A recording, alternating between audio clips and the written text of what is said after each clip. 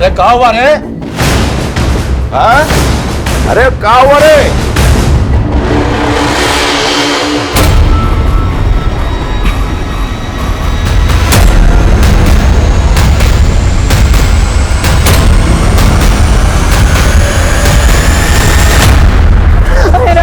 सीतापुर गांव में दो लड़कियों की लाशें एक पेड़ से लटकी हुई मिलती हैं। ये एक सुसाइड केस भी हो सकता था और एक मर्डर केस भी, लेकिन दोनों ही सूरतों में ये बहुत चौंका देने वाला एक डरावना सच था।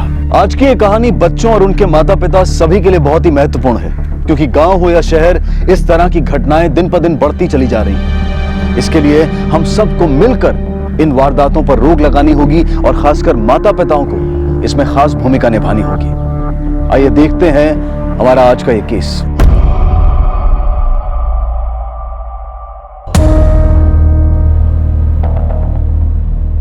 दीपा और आशा का कमरा यही है? जी। कोई नोट या मैसेज नहीं छोड़ा उन्होंने?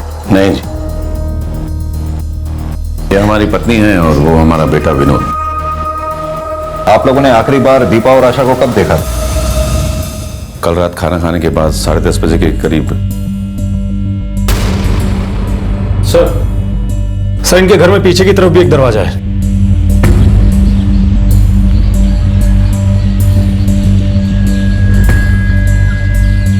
ठाकुर साहब, एक बात बताइए, क्या आपके घर के लोगों का अपने घर के इस पिछले दरवाजे से भी आना जाना है?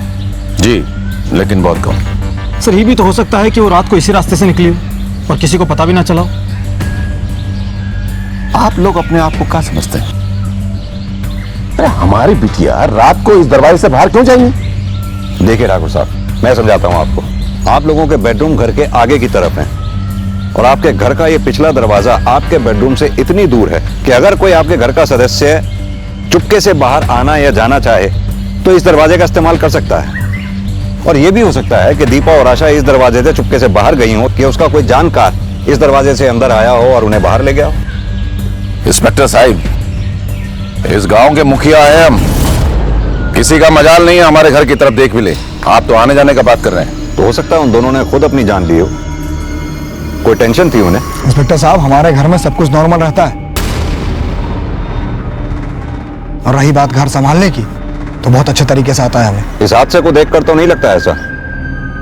खैर, उन दोनों को किसी तरह की कोई टेंशन थी या किसी से उनका लड़ाई झगड़ा हुआ हो, या फिर ठाकुर साहब आपकी किसी से कोई दुश्मनी हो?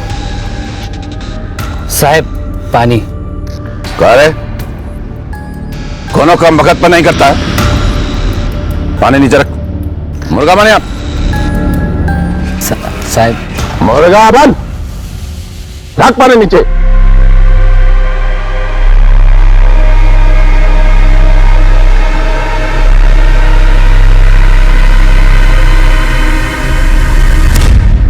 नहीं साहब, हमरा कोनो से कोई दुश्मनी नहीं।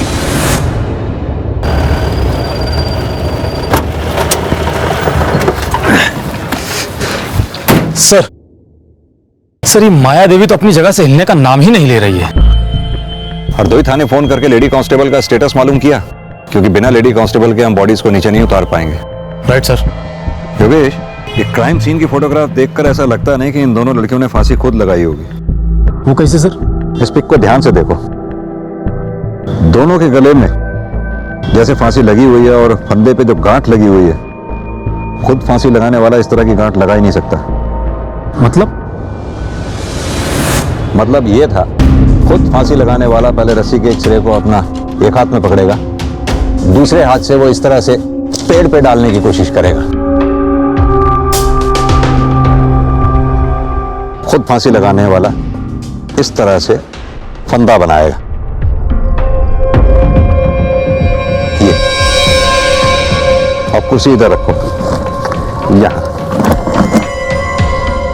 पकड़ो जरा कुर्सी, यहां सामने आके। इस तरह से फंदा उसने अपने गले में डाला होगा, कुर्सी पैर से नीचे से खिसकाई। आया समझ में? सर वो दोनों बॉडी भी तो हमको ऐसी मिली है। यही तो मैं कह रहा हूं योगेश, अगर ये दोनों का आत्महत्या का मामला होता तो घर में लगे पंखे से भी की जा सकती थी। घर से बाहर निकलकर चबूतरे पे पेड़ पे लटकने की क्या जरूरत थी? सर अगर हम ये मान लें कि मर्डर है तो दोनों को मारने का रीजन क्या होगा? और सबसे बड़ा सवाल तो ये है तो रात में बाहर गई क्यों? यही तो पता लगाना है। या तो फिर कोई उनका जानकार उन्हें किसी बहाने पिछले दरवाजे से बाहर ले गया, या वो खुद पिछले दरवाजे से बाहर निकल कर आए। हो ना हो, इसमें घर में से ही किसी सदस्य का हाथ हो सकता है। ब्रजेश जी का परिवार का गांव में बहुत इज्जत है साहब, किसी से कोई लड़ाई झगड़ा भी नहीं, पता नहीं कहाँ हो गया। अच्छा एक बात बतलाइए, ये ब्रजेश जी की बेटियां कैसी थी? साहब, दो लड़कियां तो बहुत अच्छी थी और उनका कोई दोस्त सहेली भी नहीं था, और दोनों वैसे भी घर से ज्यादा बाहर निकलती कहाँ थी। ठीक है sir. Sir Hardoi police station में एक ही फीमेल कांस्टेबल है और वो भी छुट्टी पर गई है। उनसे बोलो जैसे ही वो छुट्टी से वापस आए हमें इन्फॉर्म करें। सर ये ब्रजेश के परिवार का भी समझ में नहीं आ रहा, सारा गांव उसके बारे में तारीफ कर रहा है। अब या तो ब्रजेश बहुत अच्छा है या फिर उसका गांव उससे डरता है। सर फिर ऐसे में आशा और दीपा के बारे में हमसे कौन बात करेगा?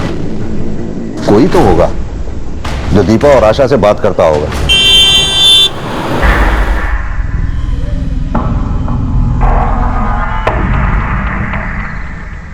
सर पता चला है कि ब्रजेश के गांव के दर्जी से आशा और दीपा के कपड़ों को लेकर बहस हुई थी।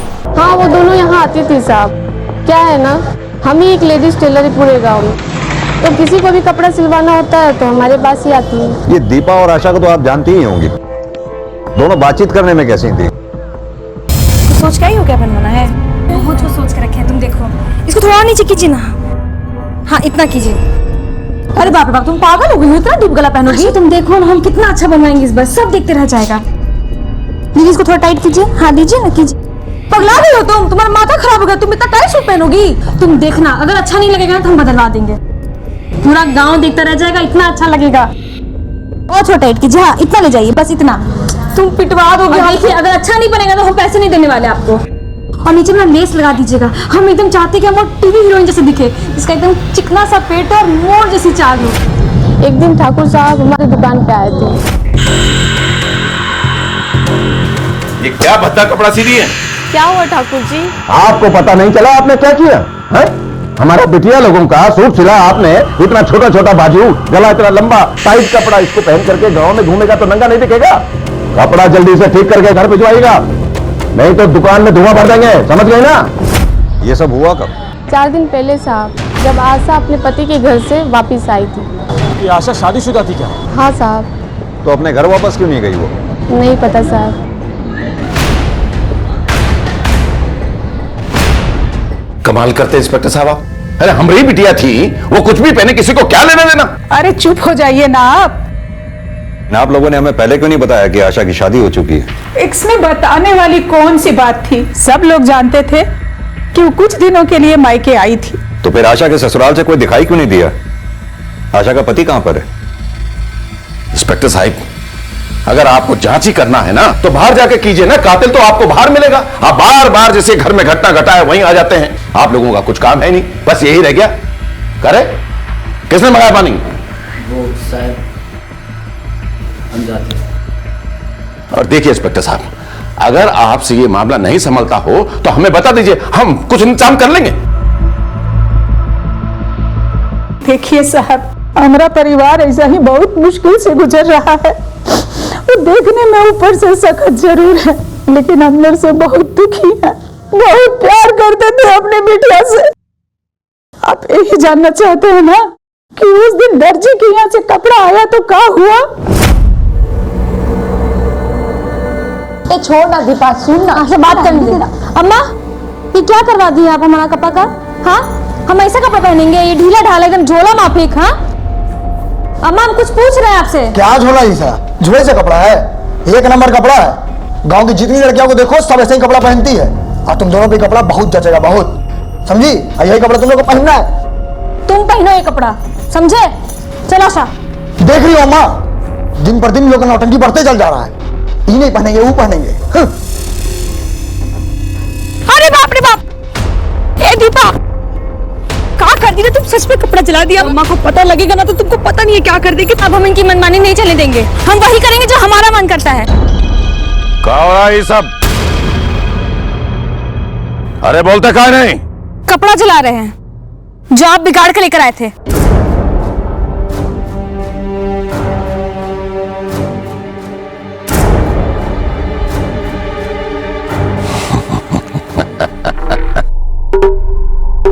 मोहब्बत नहीं।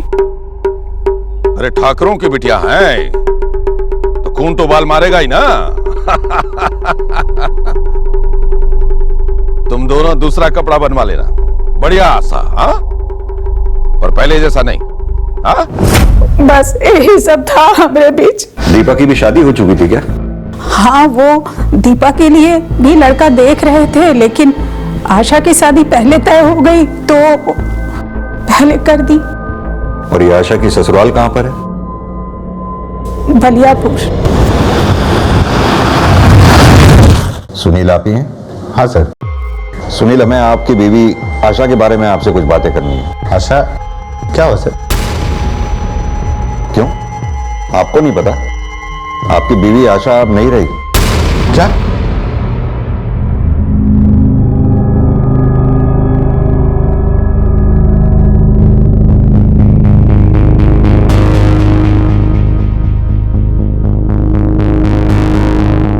क्या हुआ उसको? क्यों, आपके ससुराल वालों ने आपको खबर नहीं की?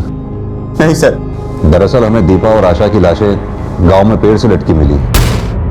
सुनील, आपको क्या लगता है, क्या दीपा और आशा की कोई ऐसी मजबूरी रही होगी जिसकी वजह से ये सब हुआ? हमको नहीं पता सर,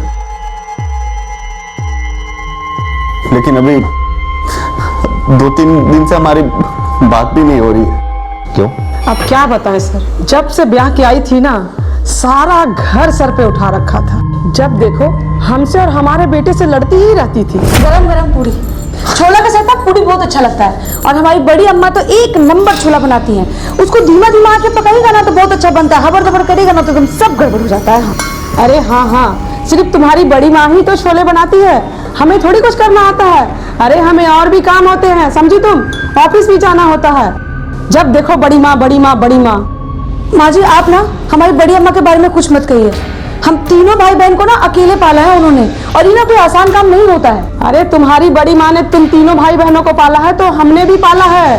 मैंने भी बेटा जना है, उसे पाला है, जिसके बलबूते पे तुम ऐश कर रही हो, समझी? देखिए अम्मा जी, आप इसलिए हम फैसला कर लिए थे सर, इस बार कुछ हो जाए हम उसको लाने नहीं जाएंगे। लेकिन एक दिन ब्रजेश जी फिर ऑफिस पर आ गए। बार बार तुम्हारा वकील बन करके तुम्हारा झगड़ा नहीं छुटा सकते। अरे तुम्हारा बीवी है, तुम सवाल हो ना। बाबूजी, बात तो ये है कि आपकी बेटी को बड़ों से बात करने की तमीज तक नहीं। बहुत अच्छा शिक्षा दिया है हमने अपनी बिटिया को। अरे तुम्हारी मर्दानगी में कमी अपने साथ रखने में उसको बात करता है। ये कब की बात है? 2-3 दिन पहले की बात है सर। सुनील, हमें लग रहा है कि दीपा और आशा की हत्या में कहीं ब्रजेश जी के परिवार में से ही तो किसी का हाथ नहीं है। आपको किसी पे शक है? नहीं सर, लेकिन पूरा गांव वाला जानता है सर कि घर में सबसे गुस्से वाला कौन है। कौन है? सर, हम नाम तो नहीं ले सकते, आप पूछिए अगल बगल जाकर, आपको पता चल जाएगा। सर, आपका शक हमें सही लग रहा था। कातिल ब्रिजेश की फैमिली में से कोई हो सकता है। सुनील भी तो नाम लेने से घबरा रहा था। हाँ योगेश, लेकिन सिर्फ हमारे सोचने भर से हम ब्रिजेश या उसके परिवार पे इल्जाम नहीं लगा सकते। यह भी तो हो सकता है सुनील ने हमारी हाँ में हाँ मिला दी हो। सर, हमको किसी को तो ढूंढना ही होगा जो हमसे ब्रिजेश के परिवार के बारे में खुल के बात करे। एक काम करो कि दीपा और आशा की कॉल डिटेल्स निकलवाओ, पता करो दोनों बहनें मरने से पहले किस किस से बातें करती थी। सर, कितने बार कह दिए हैं, जब तक कातिल पकड़ा नहीं जाता तब तक इनका लाश नीचे नहीं उतरेगा। हाँ हाँ, नहीं उतरेगा, हम लोग नहीं ले जाने देंगे। सुनिए हैं, ए शंभू जी, कहाँ जा रहे हैं? घर जा रहे हैं साहब। बैठिए, हम छोड़ देते हैं आपको। नहीं साहब, हम चले जाएंगे। बिठाइए योगेश इनको। हाँ सर। साहब, हमें कहाँ ले जा रहे हैं? हम कहीं नहीं लेके जाएंगे, आइए बैठिए। चलिए। साहब, घर में सबसे गुस्सेले तो विनोद बाबू ही है। आए दिन किसी न किसी के साथ मारपीट करते रहते हैं। कुछ दिन पहले वो पीसी वाले कमलेश को कूट दिए थे। ये विनोद का दीपा और आशा के साथ भी झगड़ा हुआ था। काहे तोड़ देंगे वो पैर? हाँ, बाबूजी सारा दिन बैठ के समाचार सुनते रहते हैं। अरे उस पे कोई नाच सकता है क्या? पता है, तुम्हारे इन्हीं हरकतों की वजह से तुम्हारा मंगेतर ने तुम्हें छोड़ा होगा। किसी पागल लड़की के साथ कौन आना चाहेगा? बेहुदा, हाँ तुम्हारा हिम्मत कैसे हुआ दीपा से ऐसे बात करने का? माफी मांगो तुम अभी। हम मांगे माफी? दोबारा ना इसको हाथ मत लगाना। तुम दोनों को देख लेंगे हम। बहुत तेज बन रही हो ना। अच्छा, ये दीपा के मंगेतर का नाम क्या है? साहब उसका नाम हरीश है, वो धर्मपुर का रहने वाला है। ठीक है, तुम जा सकते हो। योगेश, इस केस का भी कुछ समझ में नहीं आ रहा है। रोज कोई ना कोई एक नाम इस केस से जुड़ता चला जा रहा है। सर हमने पता लगा लिया है, विनोद अक्सर गांव के देसी ठेके पर बैठा रहता है। और सर हरीश से भी बात हो गई है, वो किसी काम से शहर से बाहर गया है, कल आ जाएगा।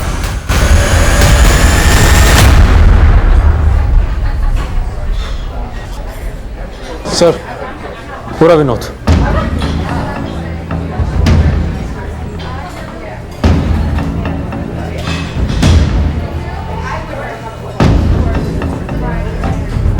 विनोद, तुमसे कुछ बात करनी है। बैठिए।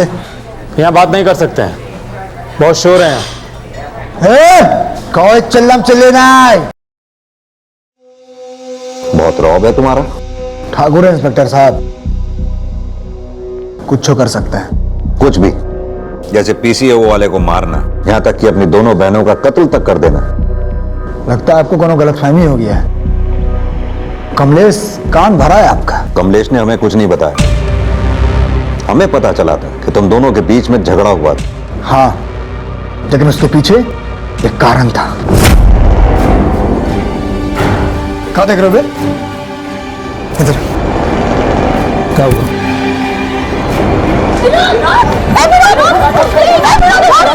क्या कर रहा है? विनोद छोड़ना। सर, कोनो गलत बात होता है ना तो अजीब लगता है, दिमाग झंझना जाता है, गुस्सा लगता है, पर इतना भी नहीं कि हम अपनी सगी बहन को मार दें। पुलिस के सामने कई उलझने थी। वो चाहते थे कि केस जल्द सुलझ जाए, लेकिन अपनी बेटियों के गम में न्याय की मांग करती माया देवी ऐसा करने के पक्ष में बिल्कुल नहीं थी। दीपा हमें बहुत पसंद थी सर। अरे हमने तो शादी की तारीख भी फिक्स कर दी थी। तो फिर सगाई काहे तोड़ दी तुमने? सगाई हमने नहीं, दीपा ने तोड़ा था। हरीश, हमें आपसे कुछ बात करनी थी। बोलो। सच बात तो ये है कि हम किसी और से प्यार करते हैं, आपसे शादी नहीं कर सकते। अब लड़की है तो सगाई तोड़ भी नहीं सकते, माँ की बहुत बदनामी हो जाएगी। तो अच्छा यही होगा कि आप ही ये रिश्ता तोड़ दीजिए। आप समझ रहे हैं ना हम लोग क्या कहने का कोशिश कर रहे हैं? तोड़ दीजिए ना सगाई।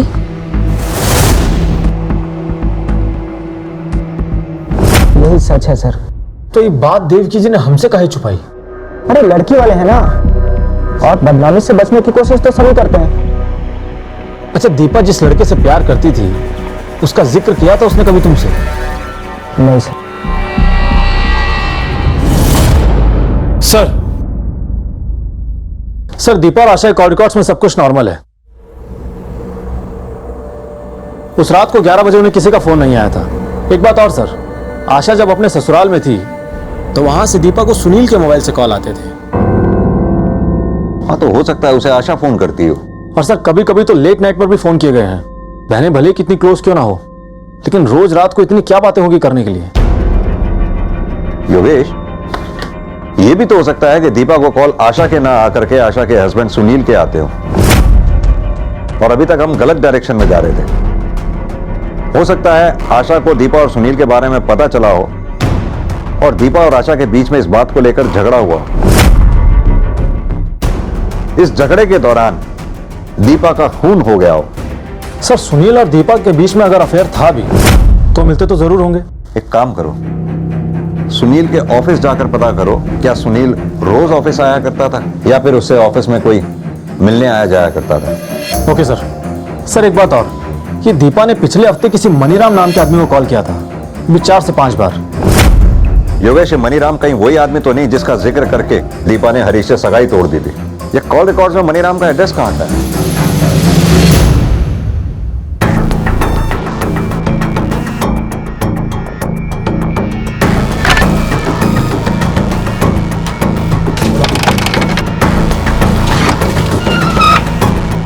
हुआ सर? ये मनीराम कहाँ गया, कुछ मालूम है आपको? नहीं सर, 2 दिन से वो लोग तो दिखे नहीं। तो ब्रजेश की जो बेटी है दीपा, जी। वो कभी मनीराम से मिलने के लिए आई थी क्या? नहीं सर, कभी देखा नहीं। ठीक। सुनील जी, आपकी पत्नी आशा के घर पर होने के बावजूद भी आप देर रात तक दीपा से बात करते थे। सर वो घर वाला फोन हमको ऑफिस से मिला है और आशा उससे घंटों बतियाते रहती थी। आशा, आशा, आशा, अरे मेरी शर्ट कहाँ है यार? मेरी शर्ट कहाँ है? मुझे ऑफिस के लिए लेट हो रही है। अरे वहीं पे रखा है, ले लीजिए। हाँ, बैठे रहो और बतियाते रहो बस। अरे कुछ नहीं, छोड़ो ना, वो शर्ट मांग रहे थे, जाके ले लेंगे। पहले हमको शक हुआ कि उसका कहीं अफेयर है, लेकिन बाद में पता चला कि वो अपनी बहन दीपा से बातें करती थी।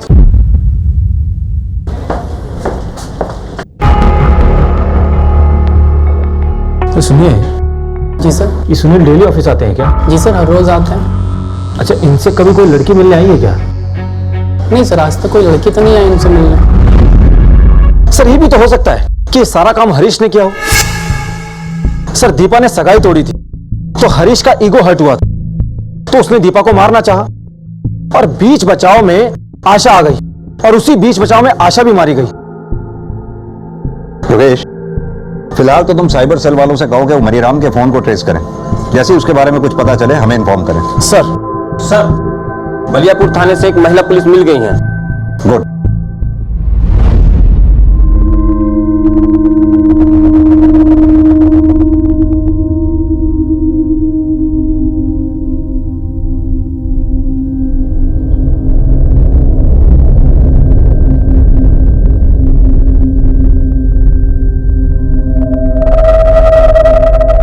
योगेश, बॉडीज को पोस्टमार्टम के लिए भेजो। सर।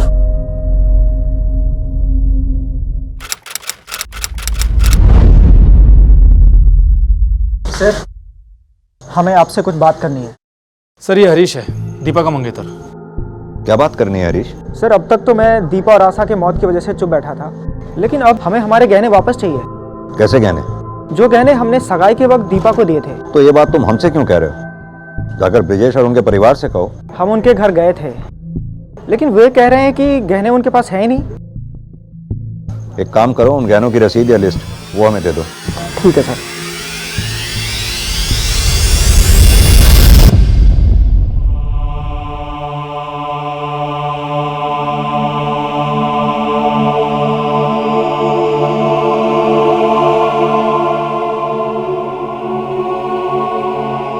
ठाकुर साहब, आप लोगों से कुछ बात करनी है।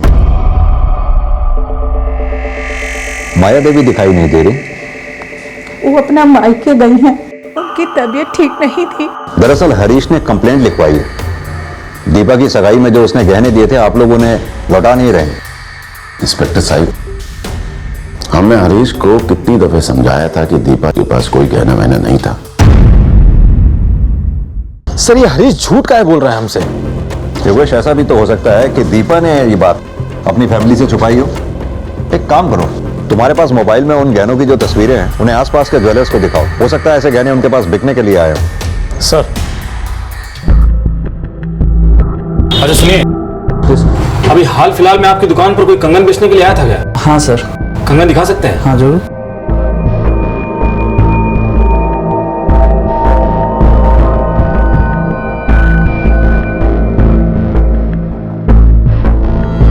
अच्छा, ये कंगन बेचने वाला कहाँ रहता है, कुछ पता है? इधर ही रहता है सर, 2 गली बगल में ही रहता है।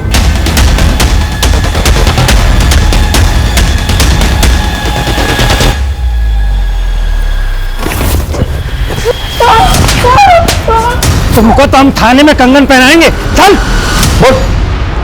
साहब, हम सच बोल रहे हैं साहब।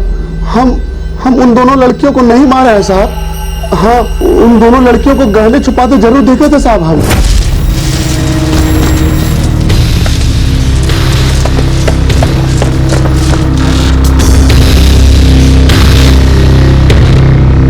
उसके बाद हम चुरा ले आए थे साहब। साहब, हम झूठ नहीं बोल रहे हैं साहब। सर, दीपा और आशा की पोस्टमार्टम रिपोर्ट आ गई है। सर, रिपोर्ट के हिसाब से आशा की मौत दीपा की मौत से आधे घंटे पहले ही हो गई थी। यानी अभी तक हमारी थ्योरी किसी और ट्रैक पे चल रही थी। और सर सबसे चौंकाने वाली बात तो ये है कि दीपा और आशा की मौत फांसी लगने से हुई नहीं। दीपा को गला घोंट कर मारा गया है और आशा के सर पर चोट लगी, जिसके कारण इंटरनल ब्लीडिंग होने की वजह से उसकी मौत हो गई। एक बात और सर, आशा की एड़ियों में गहरे खरोंच के निशान भी थे। ऐसा लगता है कि उसको घसीटा गया हो। क्योंकि ये भी तो हो सकता है कि आशा ने जूते या चप्पल पहन रखे हो जो उसे घसीट के ले जाते समय पांव से निकल गए हो। अपने 2-3 कांस्टेबल को क्राइम सीन पर साथ लेके जाओ, अच्छी तरह से छानबीन करो।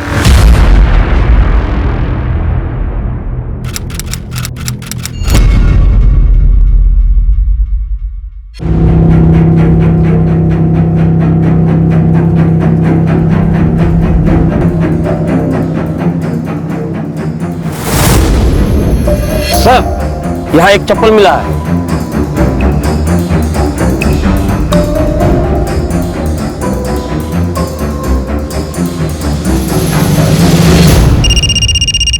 हाँ योगेश बोलो।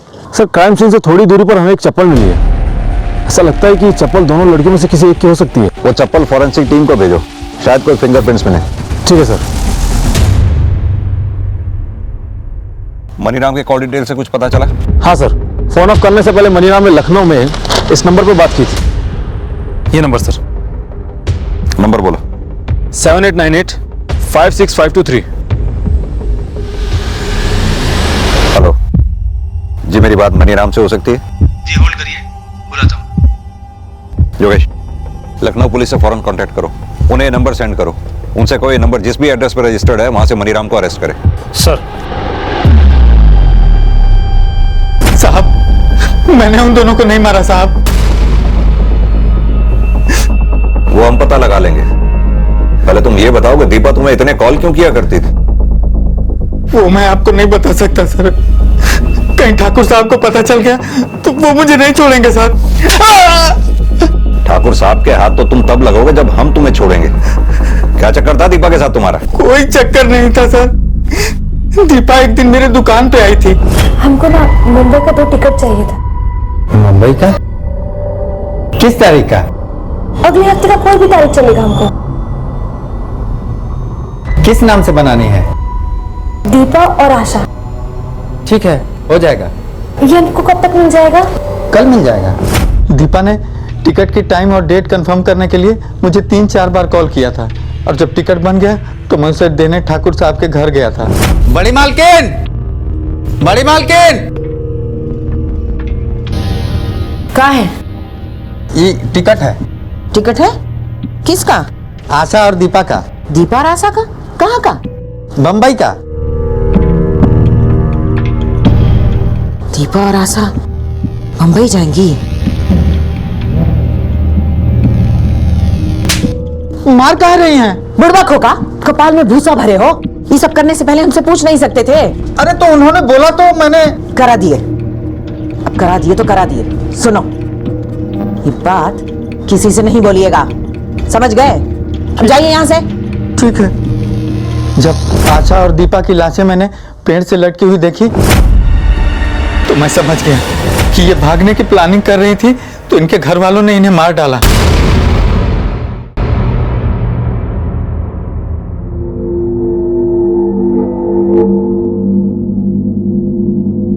विनोद जी,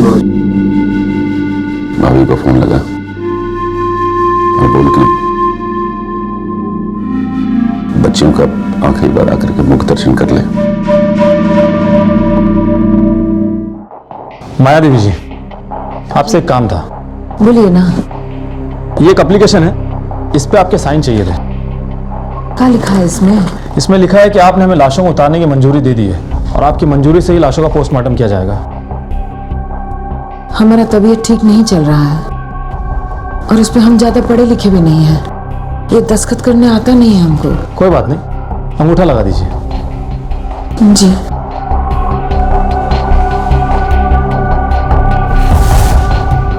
ठीक है, धन्यवाद। डॉक्टर साहब, हमारे बच्चियों के कातिल का कुछ पता चला? अब जल्द ही पता लग जाएगा। चलो।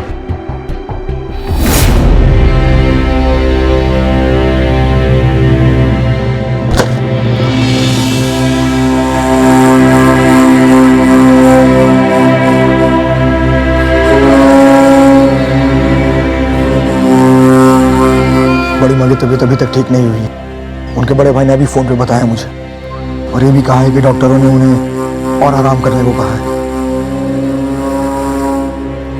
अग्निदाह शुरू कर देना चाहिए।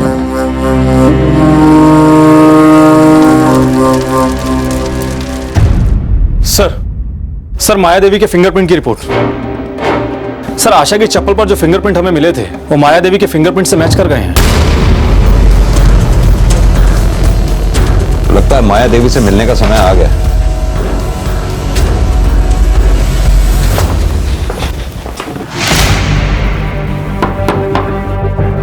इंस्पेक्टर साहब, आप यहाँ? हमारी बच्चियों के कातिल का कुछ पता चला क्या? जी, अब कातिल और सबूत दोनों हमारे पास हैं। कौन है कातिल? आप ही बताइए। हम बता? चलिए हम बताते हैं।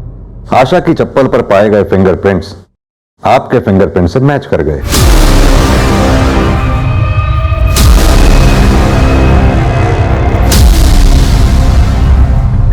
और क्या करते हम?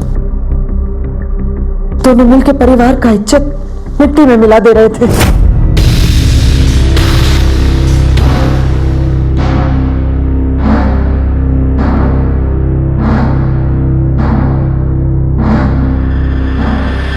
इस तरह लड़कियों को नाचना शोभा नहीं देता है। लड़कियों को कंट्रोल में रखो, नहीं तो किसी दिन भाग जाएगी। अरे बहन जी, ये दोनों लड़कियां पगलैट हैं। जब भी मिलती हैं ऐसे ही उल्टी सीधी हरकतें शुरू कर देती हैं। बहन जी, मैं घर से सुन पढ़ाती हूँ, लड़कियों को अच्छी तरह समझती हूँ। आजकल की लड़कियाँ लड़कों को कम और लड़कियाँ को ज्यादा पसंद कर रहे हैं। उस दिन के बाद हम उन दोनों पर नजर रखने लगे। दोनों रात भर घंटों फोन पर साथ में बतियाते थे। फिर जब हरीश ने सगाई तोड़ दी, हम हरीश से मिलने गए। दीपा ने ही मुझसे कहा था ये सगाई तोड़ने के लिए। दीपा ने कहा कि वो किसी और से प्यार करती है। किससे? अब ये तो आप दीपा और आशा से ही पूछ लीजिए। दीपा और आशा से? और उस रात जब हम पानी पीने उठे तो दोनों आपस में झगड़ रहे थे। दीपा सुनना, हमको ना बड़ी अम्मा ना बहुत समझाई है, और हमको ना बड़ी अम्मा का बात सही भी लग रहा है।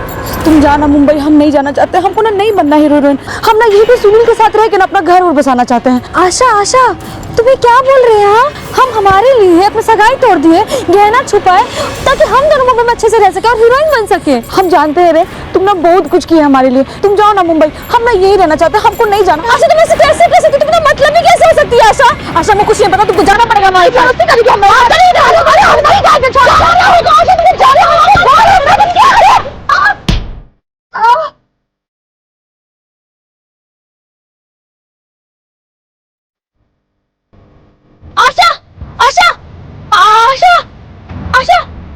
अम्मा, वो हम बात कर रहे थे सुनील के। आशा, अरे ये तो मर गई। ये क्या करती हो बेटिया? ये तो मर गई है। क्या करें? नहीं अम्मा, नहीं, हम ऐसा कुछ नहीं किया था अम्मा। हम तो बस समझा रहे थे। शांत हो जाओ, शांत हो जाओ। करते करते हम सब ठीक कर देंगे। एक काम कर, दूसरी साड़ी लेकर आओ हमरी। जा, दूसरी साड़ी लेकर आओ हमरी। और सुनो, एक कुर्सी भी लेकर आओ। हाँ, जाओ।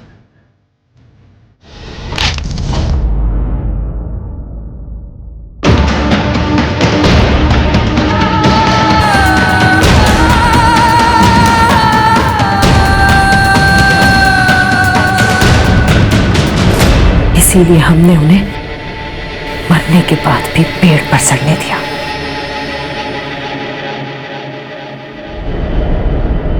हम तो उन्हें अग्नि भी नसीब नहीं होने देना चाहते थे।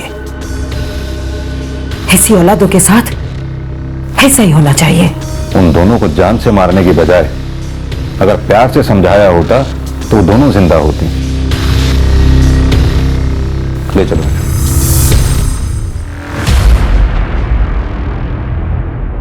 जब परिवार में एक दूसरे से बातें छुपाई जाती हैं, जब उनके बीच का विश्वास खत्म हो जाता है, तो आगे चलकर कहीं ना कहीं उनके बीच में नफरत की एक खाई बन जाती है, जो कभी भी किसी जुर्म या हादसे का कारण बन सकती है। बच्चों और माता पिता का आपस में वक्त बिताना, एक दूसरे की परेशानियों को बांटना, यह बहुत जरूरी है। हमें यह समझना होगा कि हमारी सबसे बड़ी दौलत हमारा वक्त ही है और उसे अपने परिवार और अपने बच्चों के साथ बांटना एक खुशहाल जीवन की निशानी है। दीपा और आशा भी इन्हीं हालात का शिकार थी और घर वालों की जरूरत से ज्यादा पाबंदियां उनके लिए दुख और घुटन बन गई थी, जो कि शायद माया देवी समझ नहीं पाई और गुस्से और आवेश में वो गुनाह कर बैठी जिसकी सजा पूरे परिवार ने भुगती। माया देवी को उनके इस जघन्य अपराध के लिए आईपीसी की धारा 302 के तहत आजीवन कारावास की सजा सुनाई गई। देखते हैं हमारे आज के एपिसोड की दूसरी कहानी। मत घबराइए दादाजी। कैसे नहीं घबराऊं बेटा, कितनी बड़ी मुश्किल मोल ले लिया तूने प्रिया। दादाजी सही कह रहे प्रिया, तेरी ये दिलेरी कहीं सब कुछ खत्म ना कर दे। खत्म तो सब कुछ पहले ही हो गया है माँ। अगर अब भी हम लोग चुप रहे तो सब जीते जी मर जाएंगे।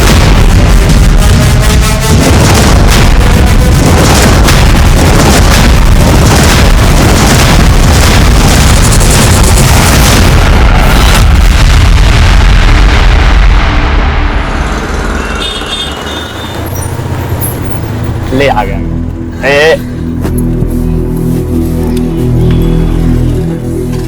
अरे वाह, आज हमें अंधेरा होने से पहले ही घर पहुंचा दिया। Thank you so much. अब हमसे फॉर्मेलिटी करोगी?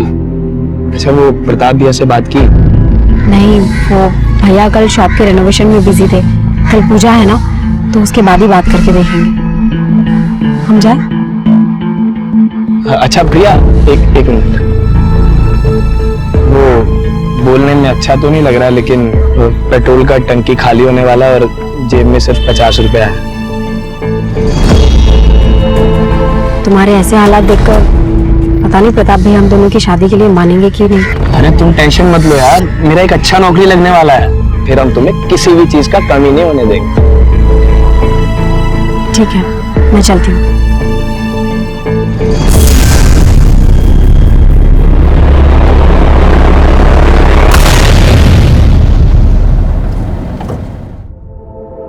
प्रताप भैया, हम ग्राहक लोगों का कॉम्प्लीमेंट्री तैयार कर लिए हैं।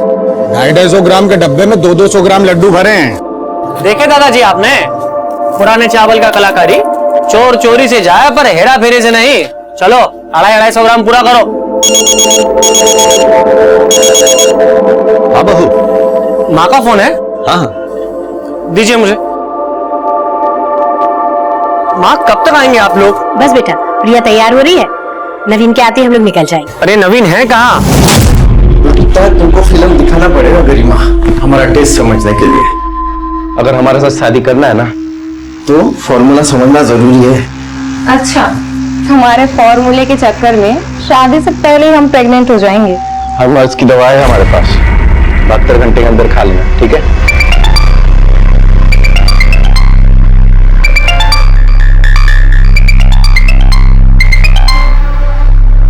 हेलो, हाँ भैया, कहाँ है तू? वो हम सोचे आज इतना अच्छा दिन है, दुकान की मुहूर्त के पहले देवी का दर्शन कराए। हमको मालूम है तुम कौन सा देवी का दर्शन करने गए हो। 10 मिनट में नहीं पहुंचे ना तो हमारा विकराल दर्शन करोगे। हाँ भैया, पहुंच रहे, बहुत जल्दी पहुंच रहे, ठीक है?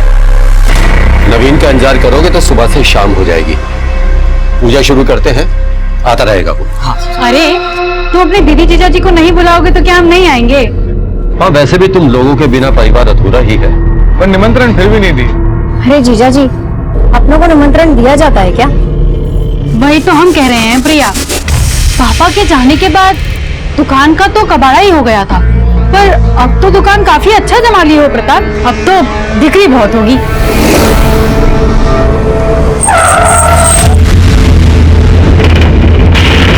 आप लोग चलिए, मैं आता हूँ।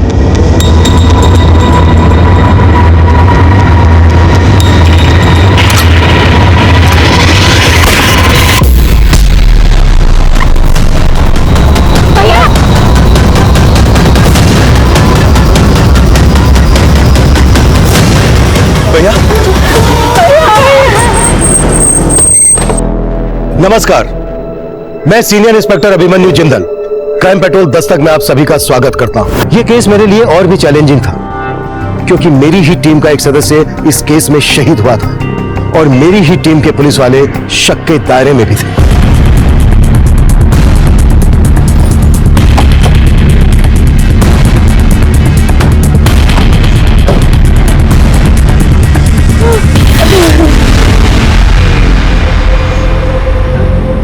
कैसे हुए?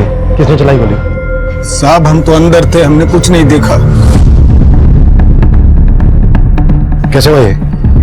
ऐसा किसी को नहीं देखा?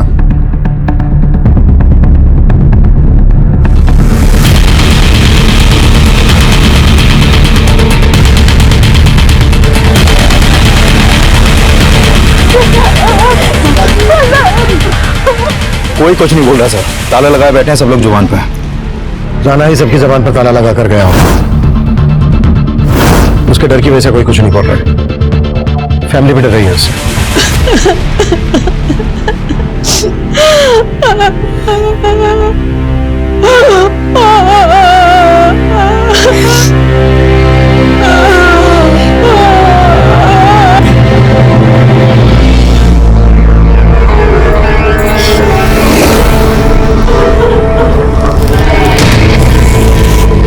माँ, संभालिए ना खुद को। हमको तो लगता है कि ये दुकान ही मनहूस है। क्यों ना बेचते इसे?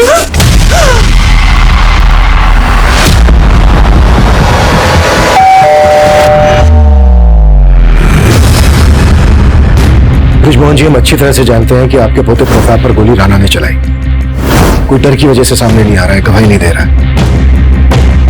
पर जरा सोचिए, अगर आप भी गवाही नहीं देंगे तो आपके पोते प्रताप को न्याय कैसे मिलेगा? आप नहीं चाहेंगे कि आपके पोते के कातिल को सजा मिले? हमको कोई गवाही नहीं देनी साहब। अब और खून खराबा देखने की हिम्मत नहीं। आप डरिए मत, पुलिस आपके साथ है। अरे आप समझ काहे नहीं रहे? अगर हम में से कोई भी बोला तो राणा सबको जीते जी मार देगा। हम गवाही देने के लिए तैयार हैं। तुम ये प्रिया? हम प्रताप भैया की हत्या के चश्मदीद गवाह हैं। उस राणा ने पहले उनसे रंगदारी मांगी और फिर हमारे आंखों के सामने।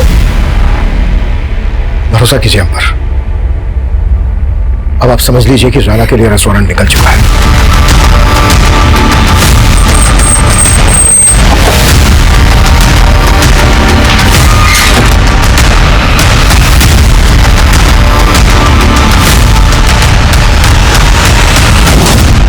प्रिया के परिवार को सुरक्षा और इंसाफ का भरोसा देने के लिए हमने उन्हें पुलिस प्रोटेक्शन दी।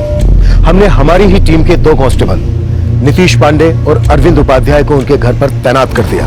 प्रिया, हम तुमसे मिलना चाहते हैं। हम जानते हैं तुम घर से बाहर नहीं निकल पाओगी, लेकिन क्या हम आ जाएं तुम्हारे घर दीपावली पे?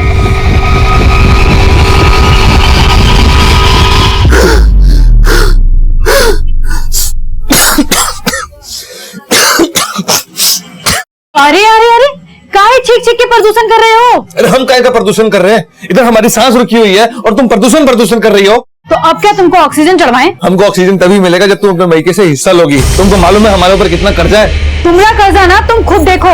हम जो लाएंगे ना उसका हम EPHD करवाएंगे और तुमको नॉमिनी भी नहीं बनाएंगे। तुम्हारा क्या भरोसा, कल को मैं ऊपर पहुंचा दिए तो?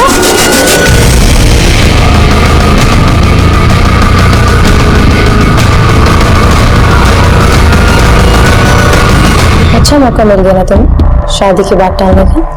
अरे भैया गुजर गए हैं, 1 साल तक कोई शुभ काम नहीं हो पाएगा हमारे यहाँ। बोल तो ऐसे रहो जैसे बहुत दुख लगा। उनकी 13वीं बनी में सुहागरात मनाने हर रोज आ जाती। आज बोल दी हो, दोबारा हमारे भैया को लेकर कुछ मत बोलना, समझी?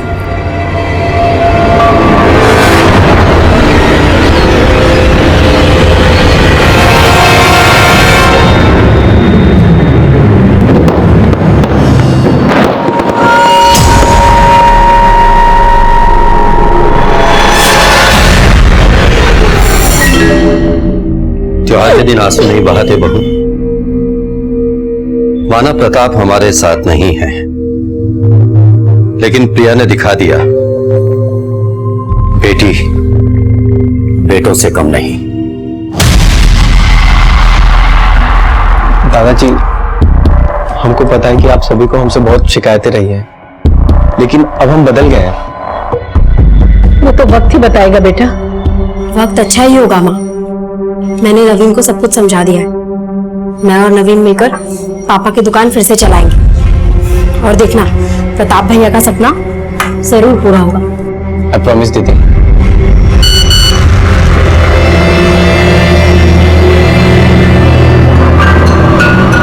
क्या हुआ? किसका मैसेज है? कुछ नहीं दीदी, वो फ्रेंड्स लोगों के ग्रीटिंग मैसेज है दिवाली के। अच्छा दीदी, हम सोच रहे थे थोड़ा बाहर जाके आते हैं। कहाँ जा रहा है? मिठाई लाने। हमें थोड़ा शगुन जरूर करना चाहिए, भैया की आत्मा को शांति मिलेगी।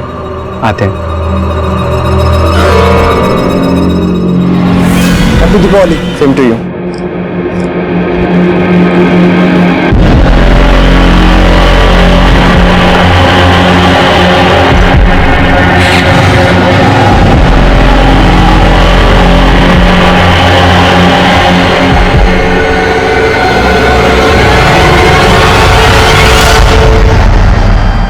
अभी तक नहीं लौटा नवीन। हमें नहीं लगता कि इसमें कुछ बदलाव आया है। ऐसा मत बोलो माँ, वो बस आता ही होगा।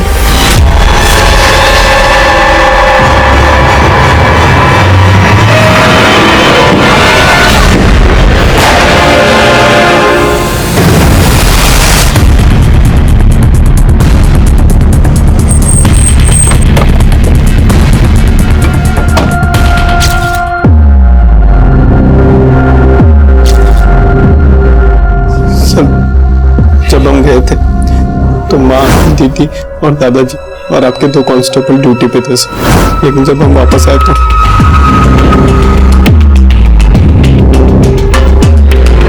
दीदी, दीदी, दादा, दादा, माँ, सर हमको जाना ही नहीं चाहिए था सर। तुम गए कहाँ थे? सर हम दोस्तों को दिवाली का गिफ्ट देने गए थे सर। सब आपका गलती है सर। आप इंसाफ दिलाने का भरोसा दिलाए थे और आप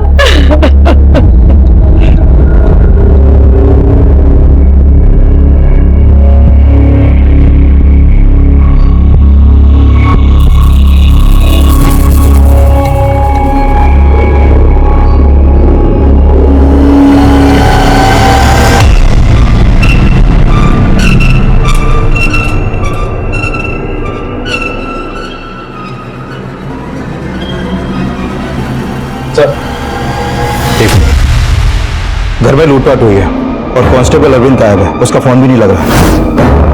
होना तो नहीं चाहिए, लेकिन मुझे लग रहा है कहीं ना कहीं अरविंद भी राणा से मिला हुआ है। इस अरविंद का जल्द से जल्द पता करो और राणा के जितने आदमी भी फरार हैं सब पर शिकंजा कसने की कोशिश करो, वरना डिपार्टमेंट की बहुत किरकिरी होने वाली है।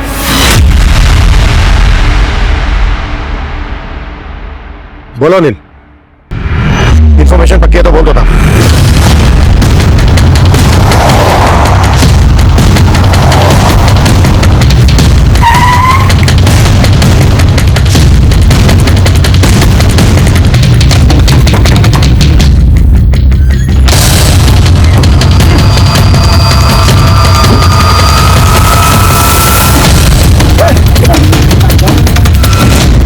क्या रे भीमा, तेरा राणा जेल में सड़ रहा है और तू अंडरग्राउंड में सड़ रहा है। अब तो भी जिंदगी भर जेल में ही सड़ने वाला है। इससे ज्यादा वक्त मत लगा, जो भी सच है बोलते हैं। नहीं साहब, हमने दिवाली हमारे घर ही मनाए थे। लेकिन पटाखे प्रताप के घर फोड़े, 4 मर्डर, हमारा एक कांस्टेबल गायब। हमारे कांस्टेबल के साथ क्या टाका भिड़ा था तेरा? नहीं साहब, हमारा किसी से कोई टाका नहीं भिड़ा था। हम सच बोलने से हमने कुछ नहीं किया। सर मैंने कंफर्म किया, भीमा और उसके साथी दिवाली वाली रात अपने घर में ही थे। अब उन्होंने किसी और को भेजा हो ये वो उगल नहीं रहा। अगर इतना पिटने के बाद भी वो कबूल नहीं कर रहे हैं तो फिर दिवाली वाली रात में हमले में किसका हाथ हो सकता है? सर अभी तक अरविंद की भी कोई लीड नहीं मिली है। उसको भी मार के गायब तो नहीं कर दिया? अगर ऐसा है तो फिर इतना सोचा समझा प्लान राणा और उसके आदमी के अलावा कौन बना सकता है? सर घर में लूट भी हुई थी और जिस तरह का आतंक राणा के इस एरिया में फैला हुआ है, मुझे लगता नहीं है कि उसके गैंग के अलावा ये कान खोल कर सकता है।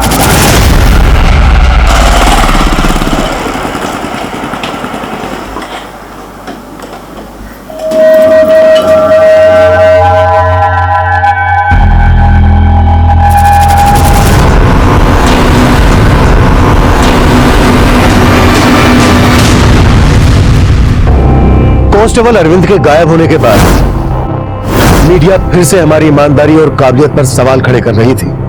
हम बहुत ही प्रेशर में काम कर रहे थे। प्रताप की हत्या के बाद उसकी छोटी बहन, माँ, दादा और हमारे एक कांस्टेबल की भी हत्या हुई थी। हम सोच रहे थे कि क्या ये किसी ऐसे गैंग का काम है जो दिवाली के वक्त घरों को टारगेट करता है। पर कोई ऐसे घर को टारगेट क्यों करेगा जहां पर पहले से पुलिस वाले तैनात हैं? हम ये भी तय नहीं कर पा रहे थे कि क्या अरविंद वाकई में इस कांड में इन्वॉल्व था या फिर उसको गायब करना अपराधियों की एक सोची समझी चाल थी।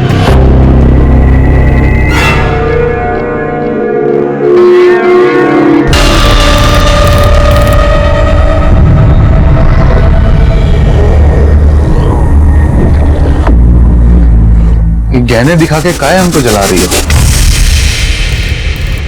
तुम ना अपना नजर हमारे गहने पे मत डालो। संध्या, पिछले कई दिनों से हम तुमको देख रहे हैं। जैसे जैसे तुम्हारे घर वाले कम होते जा रहे हैं ना, वैसे वैसे तुम्हारे दिल में हमारे लिए प्यार कम होता जा रहा है। क्या बात है, कोई और मिल गया है क्या?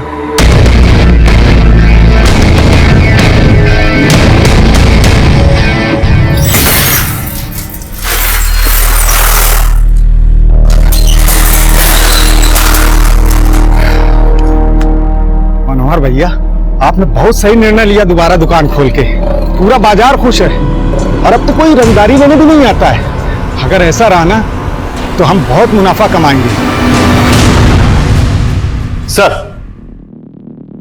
ये ब्रजमोहन, सावित्री, प्रिया और कांस्टेबल नीतीश की पोस्टमार्टम रिपोर्ट। सर, इस रिपोर्ट के मुताबिक इन सबकी हत्या कांस्टेबल नीतीश की राइफल से गोली मार के की गई। और सर, हत्या से पहले कांस्टेबल नीतीश को छोड़कर इन सभी को बेहोश भी किया गया था।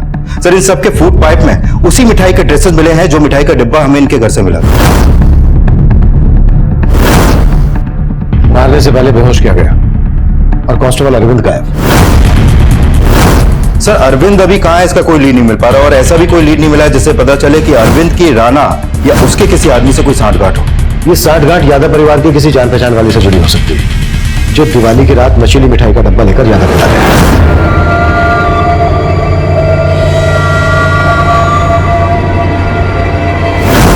अनिल, नाथू स्वीट्स पे पता करो कि यादव परिवार या अरविंद की कोई जान पहचान वाला मिठाई खरीदने गया था क्या, और अरविंद की बीवी पर भी नजर रखो। अगर हमें अरविंद मिल गया तो इस केस की गुत्थी साफ हो जाएगी। मिठाई की जिस दुकान से मिठाई खरीदी गई थी वहां पर सीसीटीवी नहीं था। फिलहाल हमें वहां से कोई लीड नहीं मिल रही थी। हमारी रडार में यादव परिवार और उससे जुड़े लोग ही नहीं बल्कि कांस्टेबल अरविंद की बीवी मालती भी थी।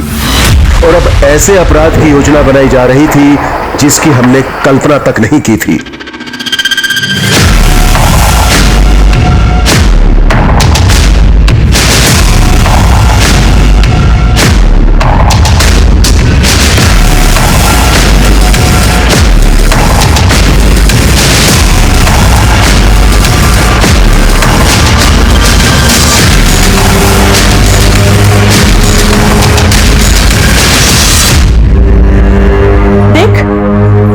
फेरों के लिए ई जेवर ठीक रहेंगे ना?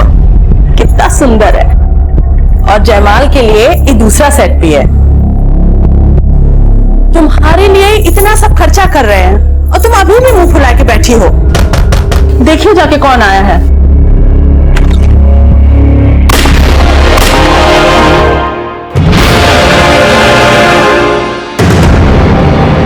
सब प्रिया के कॉल रिकॉर्ड में एक मोहित नाम के लड़के का नंबर मिला है।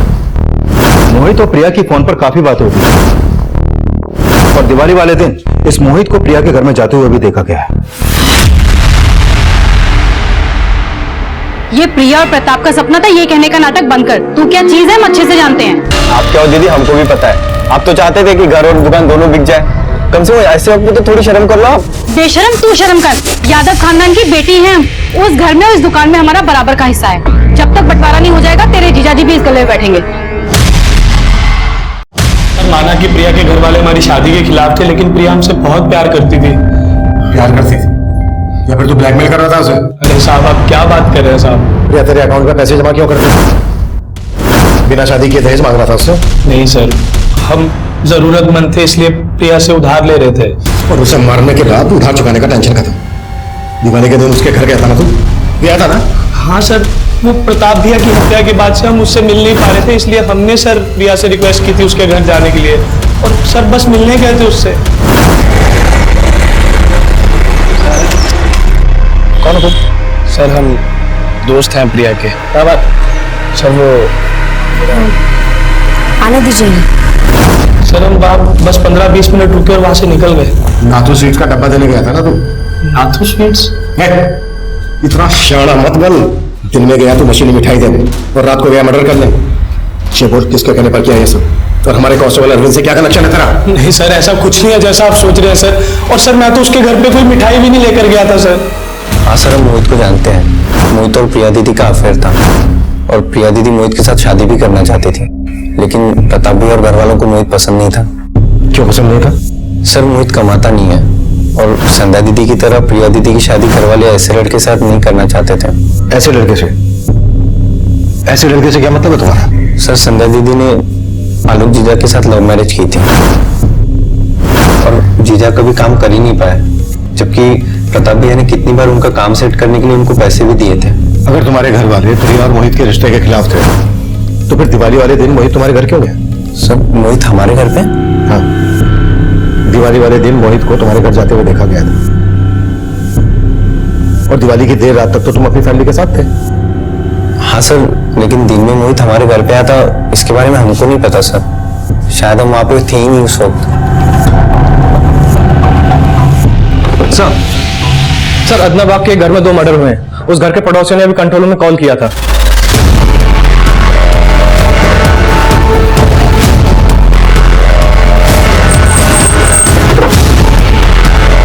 दूसरा भीड़ को पीछे हटा, पीछे हटे।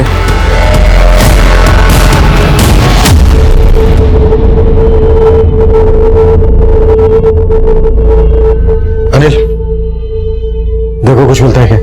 सब मिश्रा वहां देखो।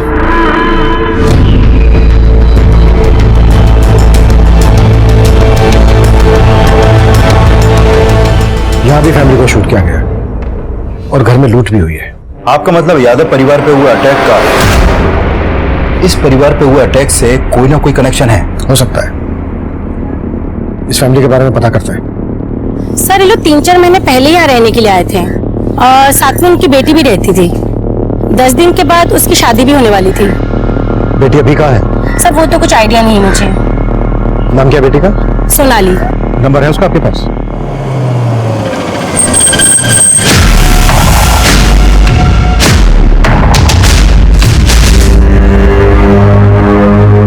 सर सोनाली का नंबर नहीं लग रहा। सर सोनाली की शादी 10 दिन बाद ही होने वाली थी। हो सकता है वो इस शादी के खिलाफ और अपने बॉयफ्रेंड के साथ। कहानी कुछ भी हो सकती है। पहले लड़की के बारे में पता करो, उसके कॉल रिकॉर्ड्स और एक्टिविटीज चेक करो। हेलो सर, कांस्टेबल अरविंद की बीवी मालती को कुछ देर पहले नुसरतगंज के एक पीसीओ से कॉल आया था। इस कॉल के जस्ट बाद उसे घर से निकलते हुए देखा गया।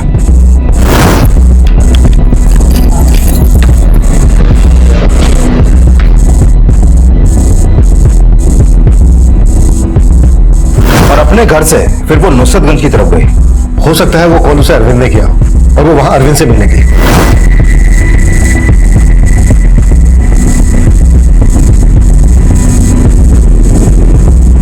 और वहां पर वो करीब आधे घंटे तक खड़ी रही और फिर ऑटो लेकर वापस अपने घर आ गई। शायद अरविंद को इस बात की भनक लग गई होगी कि हम उसकी बीवी मालती पर नजर रखे हुए, इसलिए वो उससे मिलने आया नहीं होगा। अनिल, मालती को थाने बुलाओ। सर हमें अरविंद जी ने कोई फोन नहीं किया था। मालती, हमें अच्छे से पता है कि अरविंद ने तुम्हें कॉल किया था और तुम अरविंद से मिलने भी गई थी। अब अगर तुमने झूठ बोला तो हम तुम्हें पूजा के हवाले कर देंगे और पुलिस वाले की बीवी हो यह तो जानती होगी कि पुलिस सच कैसे खुलवाती है। सर हम झूठ नहीं बोल रहे, हमें अरविंद जी ने कोई फोन नहीं किया। तो फिर किसने कॉल किया था? सर हमें वहाँ एक आदमी ने बुलाया था। उसने कहा था कि अरविंद जी हमें वहाँ पर मिलेंगे। हमें तो लगता है कि ये सब कुछ साजिश है अरविंद जी को फंसाने के लिए। उन्हें बेफिजूल में बलि का बकरा बनाया जा रहा है। वो बेकसूर है सर, वो ऐसा नहीं कर सकते।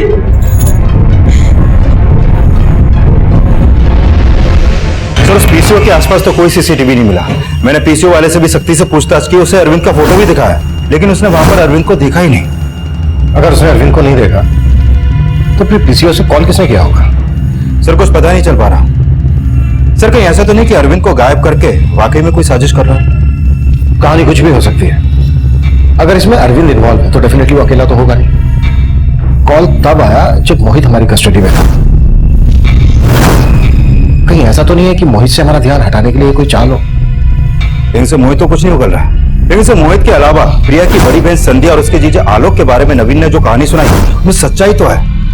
उन दोनों की नजर यादव फैमिली की जायदाद पर है।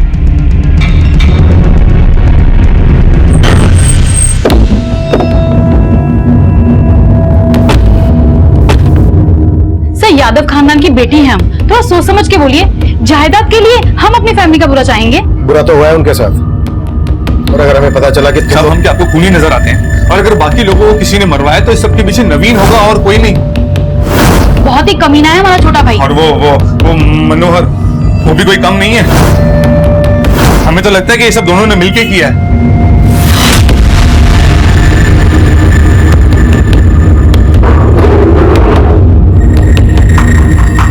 मनोहर बाबू, सुना है दुकान में घपला करने के आरोप में आपको दुकान से निकाल दिया गया था, और घपले के उसी पैसों से आपने अपनी एक मिठाई की दुकान खरीदी। और वो कहते हैं ना, हराम का पैसा ज्यादा फलता नहीं है, इसलिए 6 महीने में आपकी दुकान बंद हो गई।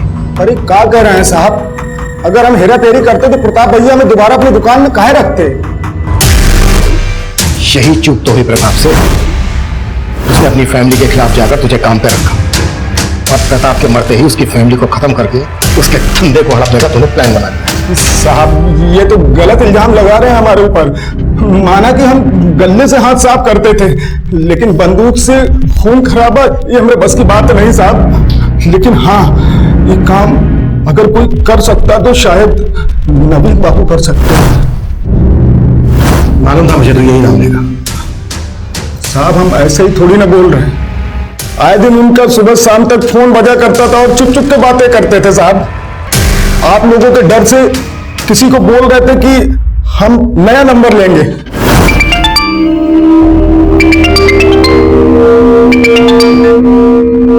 तुमको हम बोले थे हमें कॉल मत करना। तुझे मालूम है ना, हम तुझसे मिले बगैर एक पल भी नहीं रह सकते। तो हमसे मिलने क्यों नहीं आ रहा है? अभी हमारा दूर रहना ही अच्छा है, क्या पता पुलिस की इस बात का क्या मतलब निकाले। हम तुझसे एक दिन भी बात नहीं करते तो हमें बिल्कुल अच्छा नहीं लगता। अच्छा ठीक है, हम थोड़े दिन में तुमको दूसरा नंबर देते हैं, ये नंबर पे कॉल मत करना। सर हम मानते हैं हम बहुत बिगड़े हुए थे, सबको हमसे प्रॉब्लम थी सर, लेकिन हमारे फैमिली के गुजरने के बाद हम उनकी कीमत महसूस कर रहे हैं सर। सर हम अपनी फैमिली को नहीं मार सकते सर। दिवाली की रात कहाँ थे तुम? सर होते तो आज हम आपके सामने नहीं होते। गए कहाँ थे? सर वो गए कहाँ थे? सर हम अपनी गर्लफ्रेंड से मिलने गए थे। किससे? इससे? गरिमा से? सर लेकिन ये आप, इसने तुम्हें दिवाली वाली रात ही क्यों मिलने के लिए बुलाया? सर वो मैं बता देता हूँ, तुम्हारी एलिबाई स्ट्रॉन्ग करने के लिए। तुम लोगों का प्लान था? सर कोई प्लान नहीं था। सर लेकिन हम तो कभी नवीन की फैमिली से मिले तक नहीं। अब मिलना ही क्यों है? क्योंकि नवीन से शादी करने के लिए अब तुम्हें किसी से परमिशन लेने की जरूरत ही नहीं है। बस तुम ये बताओ कि नवीन के साथ मिलकर उसके परिवार को खत्म करने का प्लान तुमने बनाया कैसे? हम इतने भी गए गुजरे नहीं है कि इन सब चीजों के लिए हम अपनी फैमिली को मरवा देंगे। आप बेकार में हम पे और नवीन पे शक कर रहे हैं।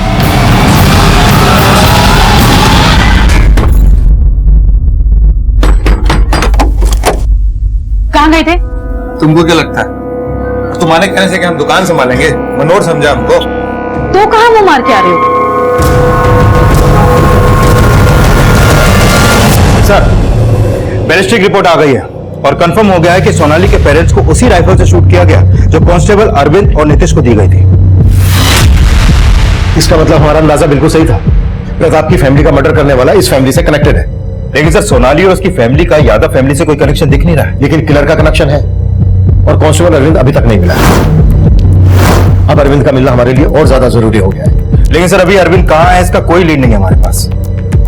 अरविंद यहां से पहले दरभंगा में पोस्टेड था, हो सकता है वहां के किसी लोकल आदमी या पुलिस से जुड़े किसी आदमी से उसे खबर मिल रहा हो, इसलिए लीड नहीं मिल रही हो। अपने सारे खबरियों को सही से ब्रीफिंग दो, ऐसी इंफॉर्मेशन आसानी से नहीं मिलती है।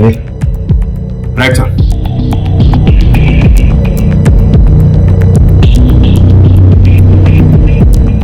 सर आपका अंदाजा सही था, खबरियों से टिप मिली है कि अरविंद उसी एरिया में छुपा बैठा है जिस एरिया के थाने में वो पहले पोस्टेड था।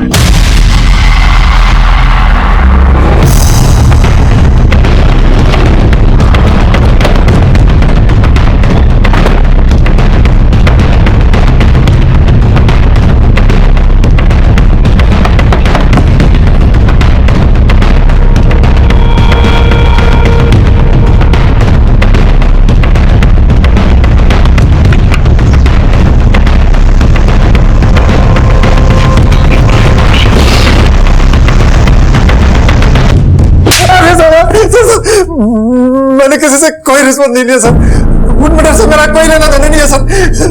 तू गायब था, तेरी और नीतीश की राइफल्स गायब, और उन्हीं राइफल से अब 2 और मर्डर होते हैं। और तू सोच रहा है कि हम तेरा विश्वास कर लें? विश्वास तो उस रात का भी आप नहीं कर, क्योंकि मैं वहां तैनात था, इसलिए मैं भाग गया था सर। तू इसलिए भागा क्योंकि तू इन्वॉल्व है? सर मैं इन्वॉल्व नहीं हूँ सर, मुझमें सर ये गलती हो गई थी। जब उस रात में ड्यूटी में था तो मुझे एक काम याद आ गया। नीतीश जी, हमें अपनी वाइफ के लिए थोड़ा सामान लाना पड़ेगा, नहीं तो उसकी दीपावली की पूजा नहीं होगी। अब दीपावली की बात है, हम क्या बोलें, जाइए लेकिन थोड़ा जल्दी आ जाइएगा। आप चिंता मत कीजिए, बस हम गए और आए, ठीक है? थोड़ा ध्यान रखिएगा। हाँ ठीक। सर मैं अपनी राइफल वहीं रख के दीपावली का सामान लेकर अपनी बीवी को देने गया था। देखे जब मैं वापस आया तो देखा कि नीतीश,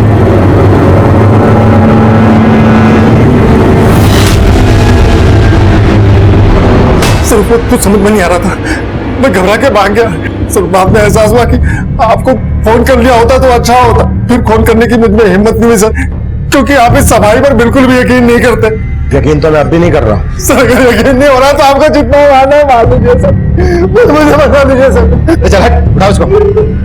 ड्रामा मत कर, जो भी है सच बोल दे। देख, अगर तू सच नहीं बोलेगा ना, हम तेरी सीधी बीवी से इंक्वायरी करेंगे। पहले से ही हमें शक है उसमें। सर उसे कुछ नहीं मालूम है, उस रात से मैं उससे अभी तक मिला भी नहीं हूँ। लेकिन नुसरतगंज के पीसीओ से उसे फोन करवाया था ना? किससे करवाया था फोन? सर मैंने किसी से कोई फोन नहीं करवाया था, मैं बेकसूर हूँ सर, मैं सर करो, मुझे बचा लो सर। चल मान लेते हैं कि तू बेकसूर है, पर एक कैसा कोइंसिडेंट है कि तेरे जाते ही सर ये मेरा बैड लक है सर, ये मेरा बैड लक है। अपने बैड लक को मत रो, पुलिस वाला है ना तू, तो चल बता, अगर तू इसमें इन्वॉल्व नहीं है तो फिर ये किसे क्या होगा? घर में नाथू स्वीट्स का मिठाई का डब्बा मिला है और मिठाई में नशीली दवा मिली हुई थी। अब तू ये बता कि तेरे होते वहां कौन ऐसा आता था जो तुझे ठीक ना लगा हो? सर दीपावली से कुछ दिन पहले 2 आदमी आए हुए थे। कौन? सर मैं बीड़ी पीने बाहर गया हुआ था, वापस आया तो देखा तो नीतीश, ये अंदर कौन आया है? प्रताप यादव के दोस्त लोग हैं। दिखते कैसे थे वो? सर वो लोग अंदर थे, मैं उनका चेहरा नहीं देख पाया सर, और मैं कोई कहानी नहीं बना रहा हूं सर, ये सच है। सर मैंने प्रताप के कॉल रिकॉर्ड में मौजूद सभी लोगों को खंगाला, लेकिन कोई भी ऐसा नहीं मिला जो इस कांड में शामिल हो। लगता है अरविंद झूठ बोल रहा है। नवीन को सर माँ ने बताया तो था कि प्रताप भैया के 2 पुराने दोस्त मिलने आए थे। प्रताप के साथ कॉलेज में पढ़ते थे, हम भी नहीं पहचानते थे। वो बोले कि वो यहाँ से शिफ्ट हो गए थे और अखबार में उन्होंने खबर पढ़ी तो मिलने आए थे। नाम क्या थे उन दोनों के? सर माँ से हमने नाम तो नहीं पूछा था, पर ये सही है कि दोनों दोस्त मिलने आए थे।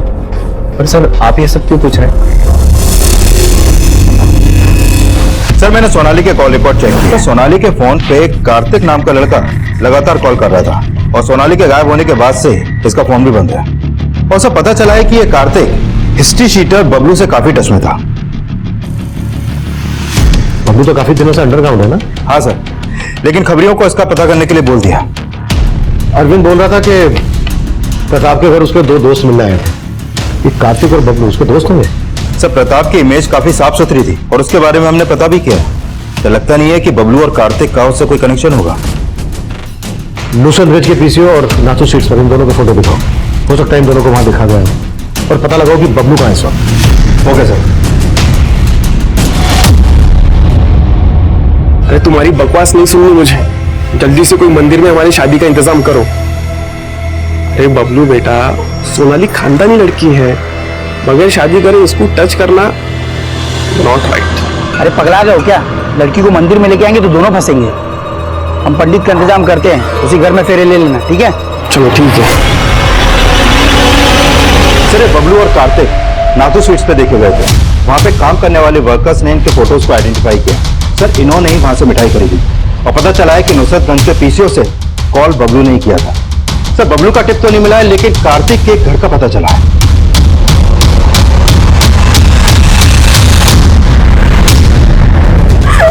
कहा ना रो मत करके। तो थोड़ा जल्दी कीजिए, पंडित जी आते ही होंगे। अब बस तुम्हारी भाभी रेडी हो रही है।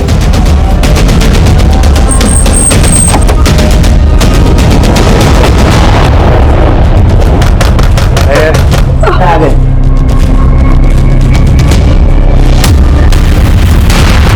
कार्तिक भाई, कार्तिक भाई, पुलिस पुलिस, जल्दी चल।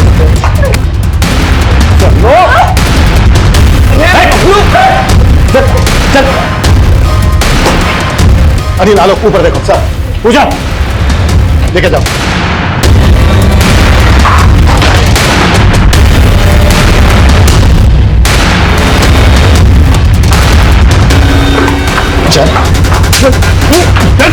सब हम कार्तिक से बहुत प्यार करते थे और जल्दी हमें पता चल गया वो कैसा लड़का है। हमने उसे अवॉइड करना शुरू कर दिया, लेकिन सर वो हमारे पीछे ही पड़ गया। साहब उसे छोड़िएगा मत। हमसे शादी के लिए मना कर दिया था सोनाली के माता पिता ने, और सोनाली को लेके यहाँ शिफ्ट हो गए। तब वहीं से हमने सोच लिया था कि दोनों को खत्म करके सोनाली को उठा लेंगे। इसलिए हमने बबलू के हाथों कट्टा मंगवाया था, लेकिन वो किसी काम का नहीं निकला। कहा नल्ली खरीद लाके साला एक गोली चला के जाम हो जाता। कोई अच्छा सा पिस्तौल का बंदोबस्त नहीं कर सकते थे। अरे कहाँ से करें बंदोबस्त, माहौल बहुत टाइट है। पर हमको तो गन चाहिए था। एक दिन हमें एक घर के बाहर तो हवलदार देखे, बस उनकी राइफल छीनने का हमने प्लान बना लिया। फिर हमने पता किया उस घर में एक प्रताप नाम के लड़के का मर्डर हुआ था। प्रताप के दोस्त बनके उस घर में एंट्री मारने का सोचा हमने। उस दिन तो हम उन सबसे मिलके आ गए। दीपावली की रात मिठाई देने के बहाने हम दोबारा उनके घर गए। नमस्ते आंटी। नमस्ते दीदी। प्रिया, ये आदित्य और मुकेश है, तेरे प्रताप भैया के दोस्त। ये लीजिए आंटी जी मिठाई, लीजिए। अरे लीजिए ना आंटी जी, दीपावली का त्योहार है, मुंह तो मीठा कीजिए। लीजिए, प्रताप को खुशी होगी। लीजिए लीजिए, आप भी लीजिए।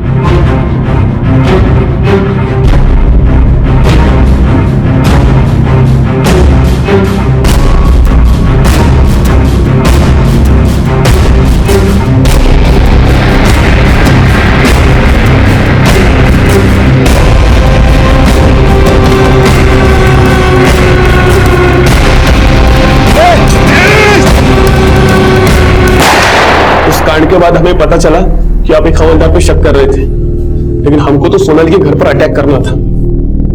इसलिए अरविंद की बीवी को हमने पीसीओ से कॉल किया था, ताकि आप ये सोच ना पाओ कि वो सब हम दोनों कर रहे थे। तुम जैसे क्रिमिनल जहां पर सोचना खत्म करते हैं ना, हम पुलिस वाले वहां से सोचना शुरू करते हैं, ताकि हम समझ ना पाए। अब सड़ना जिंदगी भर जेल में।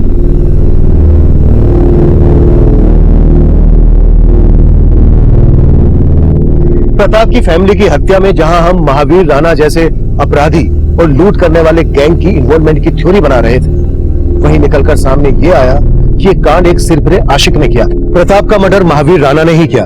अगर प्रताप ने प्रिया की तरह हिम्मत करके राणा की धमकियों के बारे में हमें बताया होता तो प्रताप का मर्डर रोका जा सकता था। और ये गलती सिर्फ प्रताप से ही नहीं हुई थी, बल्कि उस बाजार के दूसरे व्यापारियों से भी हुई थी जो चुपचाप राणा को रंगदारी दे रहे थे। प्रताप को खोने के बाद चूक प्रताप की फैमिली से भी हुई। उन्होंने कार्तिक और बबलू पर भरोसा कर लिया, उन्हें प्रताप का दोस्त समझ लिया। उनकी इस चूक और गलतफहमी में छलावे की दस्तक थी, लेकिन उन्होंने ये दस्तक महसूस ही नहीं की और अपनी जान गंवा बैठे। अब मैं सीनियर इंस्पेक्टर अभिमन्यु जिंदल आपसे विदा लेता हूं। आपसे फिर मुलाकात होगी एक नए केस के साथ। क्राइम पेट्रोल दस्तक, मकसद बताना नहीं, बचाना है। क्राइम पेट्रोल के ऐसे ही मजेदार एपिसोड्स देखने के लिए हमारे चैनल को सब्सक्राइब करें